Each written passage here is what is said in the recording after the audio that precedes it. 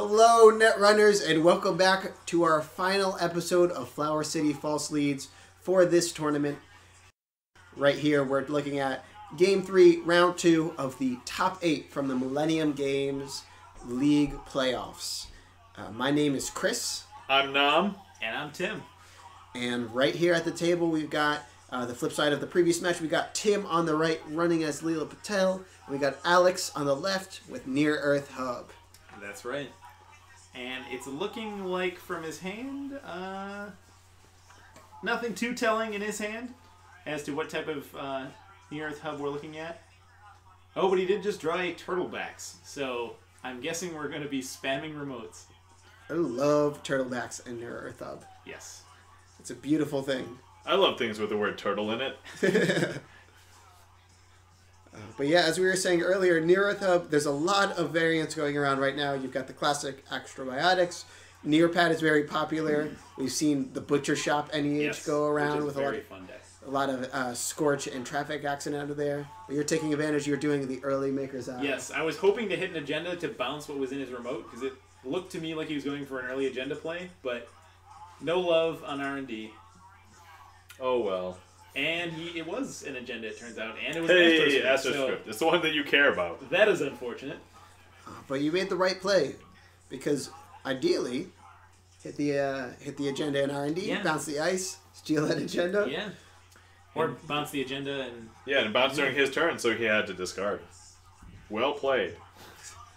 Unfortunately, it didn't work out. Isn't that a bummer, Tim, when those multi-axes don't hit for you? I don't know anything about that. They always work for me. But yeah, you're always afraid to see that early Astroscript out of it in the end. Right. It snowballs very quickly. Yeah. And it will be really interesting to see even how NBN decks that aren't fast advance fare with Clot in the field. Because a lot of times the risk with NBN, even if they're not doing fast advance, is you have to keep them honest by continually running everything so that they don't just train out. And so without that option as prevalent, it'll be really interesting to see how things shake out. Very true. So you look at the Turtlebacks. Really closely, you had to pull it up. You were like, ooh, Turtlebacks. That is the first time I've seen someone play Turtlebacks. Oh, really? Yeah. Oh, wow. I guess I haven't... From the sounds of it, I have not played you enough. Currently, I don't think I'm majorly running it in any decks, so that's the thing. But it plays perfectly well into Near Earth Hub because of its effect of every time you make a new remote, you get a credit. And then NEH triggers and you get a card as well. So. Yeah, so you're always getting stuff. Yep. So it's tons of value in this. Yep. This reses the build. Turtlebacks. So much Turtleback. And installs a remote, so... It begins. Teenage Mutant Ninja Turtles has the word turtle in it. I love them. That's pretty great. Not to get too deep into the Netrunner dorkiness, but have either of you checked out the novels where they talk about Turtlebacks in them briefly? No. I have not. Turtlebacks are messed up, let me tell you. Jinteki, they do the whole cloning thing, and Turtlebacks are genetically engineered. They work in space, and they don't actually really have legs to walk on because they're always floating in space. Wow. Yeah. That is Jinteki. Yeah, it's... Turns out they're not a kind biomedical research corporation. They're not so friendly after all. Go figure. Although, to be fair, if you think about it from an actual scientific standpoint, not having legs and you can genetically engineer them, I mean, that's going to be what they're perfectly suited for. They'd probably prefer to be there than on something with gravity anyway. Yeah, okay. You know. Do you work for Jinteki Nam? It's a little sketchy. I am Asian. So here I installed a second security testing, which might seem weird, but since I know he's playing Turtlebacks, so like there's going to be a ton of remotes out. That lets me have the option of running twice a turn for 2 credits, and hopefully once I get a Desperado, that'll be twice a turn for 3 credits. Makes a lot of sense. So this is one of another Turtleback. So honestly, yeah, both your economies are booming right now. There's no agenda, so there's no risk of anybody winning anytime soon. Right. So, I mean, you both made the proper plays as far as I'm concerned. Right. But again, he's got that single Astro scored, which makes the game that much more tense. So I have to run like my pants are on fire all the time. That's true. Or else he'll just Astro out of the game. What a wonderful analogy. Let me set your pants on fire next time, and we'll just compare. All right. Controlled experiment. So Alex is in a place where he's getting $2 for every single install and a card for the first one each turn. It's kind of absurd. So Tim, are you gonna try and trash those Turtlebacks, or at this point? Again, it comes back to he has the Astro scored. I have to keep checking things. It's true. And so taking the hit of running a Turtlebacks. If I had a Desperado out, it might be a little different because it'd be a 1 credit swing less. But without a Desperado out and my economy mostly being security testing, it's very click intensive. So even just taking the hit of running those Turtlebacks at this point. Oh, so you drop the legwork. You know what you need to run? You need to run Scrubber. Yes. And that may become a thing. Scrubber's pretty popular right now, and you see it out of Gabe. That was in that top tier Worlds deck. Yeah, oddly enough, Scrubber is really good value. Even if you don't have multiple, just having the one and you can get it, it's really helpful. Yeah.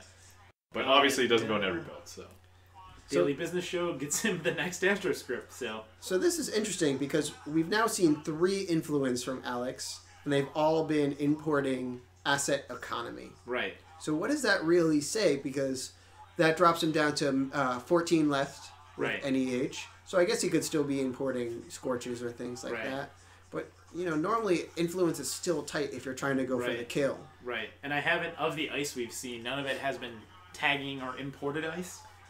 The only thing, and there was also that Cerebral static in HQ. I think that's 2 influence. Oh, that's true. Yeah. Yeah, you've seen that. And so again, still not a lot of influence spent, but not a lot of it spent aggressively, I would say. It's mostly for econ and for reactions to certain runner matchups. See, here's the thing with the use of influence. I feel like the paradigm for deck building here is actually a really clever paradigm because it's influence that you can spend outside of your faction, so it's stuff that you wouldn't expect.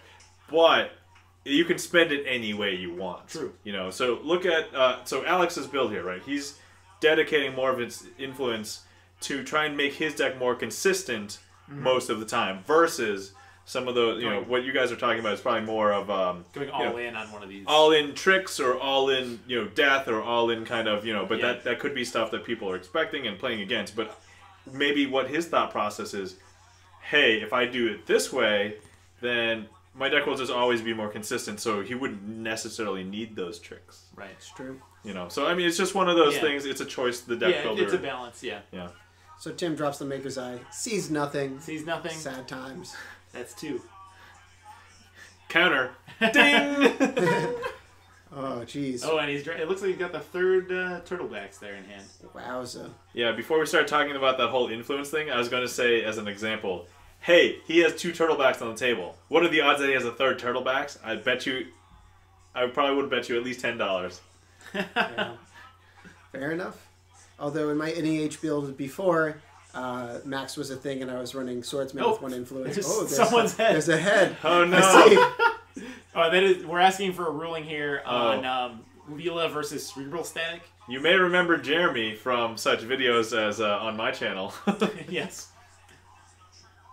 And so the thing is here is, if I score or he steal, if I steal or he scores an agenda, which triggers first? Does the current trash or does my ability go off? And what the ruling is that Cerebral static would get trash first, but it negates my ability because there's no triggering condition for my ability. I see. Got it. Interesting. And it's only because Corp is the active player in this case, right? No, and actually because the Cerebral static is setting up a continuous effect that's blanking my ID box. That's right. And continuous effects Gotcha. last till the end of the turn. Okay, so the effect is present when trigger condition is reached. Right. You don't have a text box. The triggers are looking for their trigger, essentially. Right. And nothing happens. And then when it goes away, you didn't have the trigger at trigger time. Right. You get the text back, but... It's the same reason why pulling, for example, an Earthrise off a supplier doesn't let you hit the Earthrise, is because it wasn't there when the trigger initiated. Right, okay. Got it. Anyhow, back to the game. Back to the game. We digress. Lots of action going on. And so it looks like he has a 2nd Cerebral static in hand, actually, and another Turtleback. So most of his influence is econ, still econ, and there's an architect as well. Okay. But isn't he annoying the hell out of you at this point? Oh yeah, at this point, I'm not going to go trash any of his econ because he'll gain it all back the next turn. I could, one avenue of play would be to spend many turns going and trashing all of those Turtlebacks, and then slowing the game down and coming back. But he's already got 2 Astros scored. He's still got a counter on 1. So I'm in that position where I feel like I have to just start sprinting. And so this puts him in a really good spot. It's true. I mean, he's at a point where he drops a remote that's a card and 3 credits. Yes. That's like when Criminal has the dream of John Mastanori security testing in Desperado and could get what they want by running, and also get all that money and a card. Right. He probably wants to stall remotes anyway, and he's getting $3 and a card. It's well played, Alex. Yes. And at this point, he's essentially just waiting for another Astro script to come up, or breaking news that he can score as well, and just slowly draining me down at this point. It's true. 4-0 still. He'll win the money game, and just watch. Just you wait. Maybe he has mid-seasons in there. Yes. And he'll have so much money to give you everything. And running HQ just to make sure that he didn't draw a Beal or something off of his NEH install. And Quandary, that's all it takes. What is interesting now, though, is between the Turtlebacks and the 2 Cerebral Static, that leaves him enough for either 2 Biotics or 2 Scorch, but not 3. Okay. So it makes it a lot less likely. Right. And we did see an Architect go down on the HQ as well, so that's true. Cuts into that even. Yes. Yeah, so he's, like you were saying, he's probably not building aggressively. Right. More on the defensive end. Yes. I mean, you didn't see this, but now we know because we're watching the game as it unfolds. Yes. At the time, I was thinking that he probably just had fast advance tools because he just gains money and wastes my time. And then fast advance, because if you go in and trash a bunch of his story of my life, and so to me the strategy was seeming like just attrition essentially of gain. Oh, there is a Sansan in there, but that makes a lot of sense. It's just gain money and wait essentially while the runner exhausts themselves. I mean, Sansan and Astro in itself, that's quite a bit. Yeah, Sansan and Astro, he can get that 4-2. Yeah, exactly. And in 1 turn, so. Yeah. We're spoiled always expecting the Biotics, but yes. Fast advance just fine sometimes without it. Oh, Alex playing some shenanigans. Switching 2 servers. Call the judge. Yeah. This is when, if we were playing Magic the Gathering, I would have tried to get him kicked out of the tournament. Oh, jeez. Shots fired. Ooh! Very cold. Yeah. The one thing that I so far have really liked about the Netrunner community, maybe this isn't really a jab against all Magic players, because certainly to be fair, certainly not. A lot of them are cool, but there's some tournaments in which they breed certain types of players that come out who only come out just to win in the Magic world. And to be fair, I almost think that it's a money-driven world, so because some of those cards are worth a lot, some of those prize pools are ridiculous. Netrunner, the prize pools are like maybe store credit and some promos and like a box or like a playmat. Right. So I don't think it breeds that kind of attitude. Yeah. Which for me is one of the reasons I, have continued to play Netrunner is because of the community that's grown up around it. Community of listeners like you. Pandering to the crowd. Alex desperately drawing now, trying to get the next piece of the puzzle. License acquisition and an NAPD in there, it looks like? Yep. Yeah. Okay, so the Sansan went down, and he's got enough money. All he has to do is install a remote if he wants $3 more. So at this point he could res the Sansan, score the license acquisition, and then next turn score out the NAPD. With the Astro counter. You don't have any points, right, Tim? I have no points. He could just troll you and throw an agenda out there and just get money. Yeah. And you know what? If he does res the license, if he does res the Sansan and score the license acquisition, he could use it to install another remote and get the money back. Yes. Yes. That is. And maybe this is where his brilliance in this deck build comes in. Yes. Get all the Turtlebacks out, and then just always have money for everything. You sly devil, you. Well played. Wrap around! I just heard wrap around, even though I don't. Hey, Corroder! Well played. Alright, I do score the license acquisition at the very least. Well done. Then trashes Cerebral Static, which does not let my ability fire. But it turns Leela back on. She can still do things. Does turn Leela back on. So if he scores that next agenda, it will bounce something. Probably a Sansan, you hope. Yes. Oh, there's another agenda. So there, yeah, Rezo's the Sansan. Yep. He's only at 4 points though, right? So he can't win. Yeah, this with puts a him to 2-pointer, 6, so but he he'll be does at have 6. a Sansan and the Astro counter. Yeah, because that was a Beal, and you did it on the Sansan, sitting at match point. And I think this was the point at which Mike, who we saw in the first round, was standing behind Alex and was getting upset at him that he had not scored the NAPD off the Sansan and the Astro at this point. Right, got it.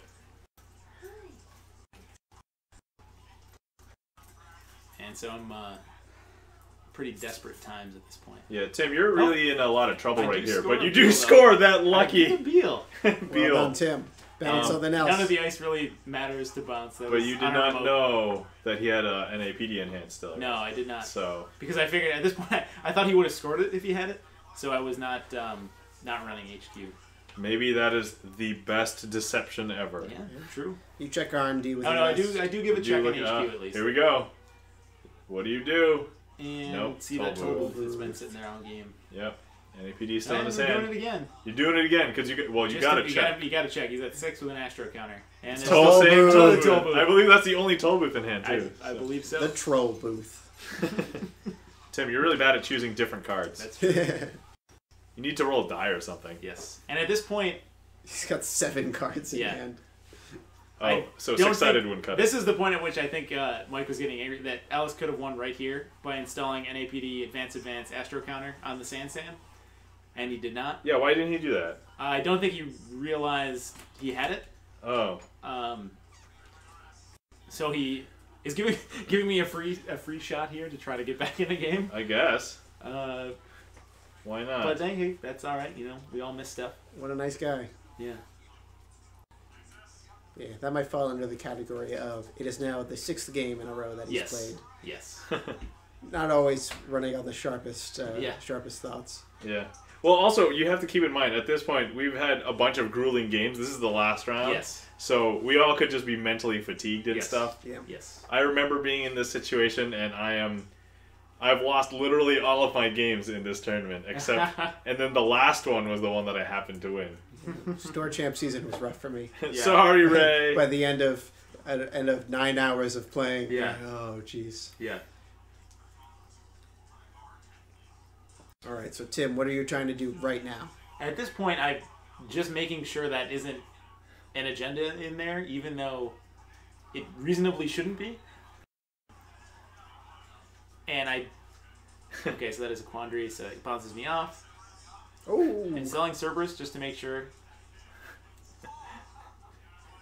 Now you're going to really get through, and then you're going to be forced to get this, you're just forced to trash this. Or, no. It's a business show. Oh, it's a business show, because sorry. I'm thinking he doesn't have agendas in hand at this point. I'm trying to keep him from drawing the last one. And just hoping he doesn't draw it. Please tell me that he notices the win now.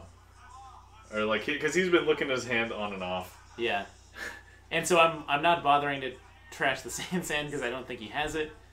And really just rolling another Cerebral static. Oh, man.